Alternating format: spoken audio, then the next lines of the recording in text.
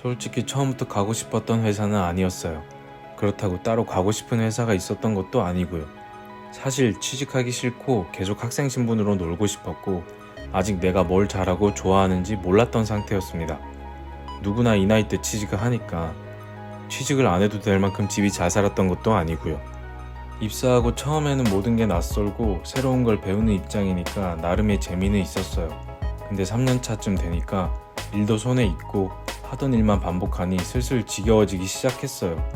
당시에도 회사를 그만둘까라는 고민을 꽤나 했었지만 딱히 그만두고 나서 계획이 있었던 것도 아니고 이만한 회사도 흔치 않다는 생각에 결국 마음을 접었어요. 업무 강도가 높거나 야근이 잦은 것도 아니었고 주말과 공휴일은 항상 보장됐었기에 일하는 게 힘들지는 않았거든요. 그래도 원치 않게 본부를 옮기게 되면서 모든 게 달라졌어요. 일단 집이 있는 서울이 아닌 지방으로 내려가 숙소 생활을 하며 근무를 하게 됐고 일주일에 하루 겨우 쉬는 수준이었어요. 사실상 내 시간이 거의 사라져버렸죠. 여가 시간은 제가 회사 생활을 하면서 가장 중요하게 생각하던 것 중 하나였는데 이걸 빼앗겨 버렸어요. 하지만 힘들고 괴로워도 참으라면 참을 수 있었어요. 근데 이렇게 하기 싫은 일을 계속하면서 결혼하고 애도 낳고 처자식을 위해 희생하는 게 맞는 걸까라는 생각이 들었어요. 그것도 이변이 없는 한 앞으로 약 30년 동안이나 말이죠. 은퇴하는 나이까지 돈을 열심히 모은다 해도 서울에 집 한 채 마련 못하는 게 현실이었어요. 뭐 다 떠나서 어찌어찌 돈을 잘 모아 은퇴하고 꽤나 풍족하게 지낼 수 있다고 칩시다. 근데 그때 돈이 있다고 할 수 있는 거랑 지금 젊을 때 할 수 있는 거랑은 하늘과 땅 차이거든요. 막상 은퇴할 나이 즈음엔 건강이 너무 안 좋아져서 사실상 할 수 있는 게 거의 없고 병원비의 대부분을 쏟아야 할 수도 있고 심지어 일만 하다가 은퇴하기 전에 죽을 수도 있어요. 소수지만 분명 경제적인 이유 때문에 본인을 희생하지 않고서도 잘 사는 사람들도 있잖아요. 나도 그런 사람들처럼 될 수 있지 않을까 하는 욕심이 생기는 거예요.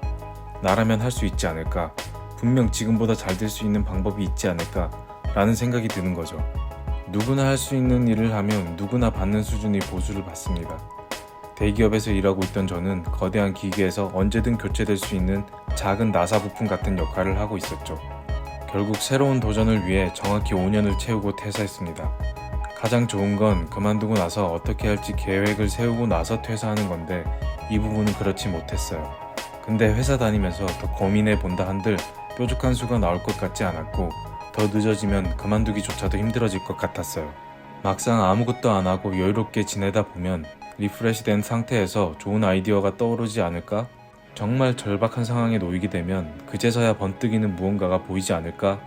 라는 생각으로 제 삶을 스스로 내던지고 인생을 건 실험을 시작한 거죠. 전 예전부터 발등에 불이 떨어져야 움직이는 타입이었거든요. 저도 회사를 그만두고 나서 더 잘 될지 잘 안 될지는 몰라요. 확률로 따지면 잘 안 될 확률이 더 높겠죠. 다만 당시에 이거 한 가지는 확실했어요. 적어도 지금은 내가 바라던 내 삶의 모습이 아니라는 거. 지금의 모습을 내려놓아야만 새로운 삶의 모습을 그릴 수 있다는 거. 자, 오늘의 기록은 여기까지고요. 여러분 모두 어떤 삶을 살고 있든 응원합니다.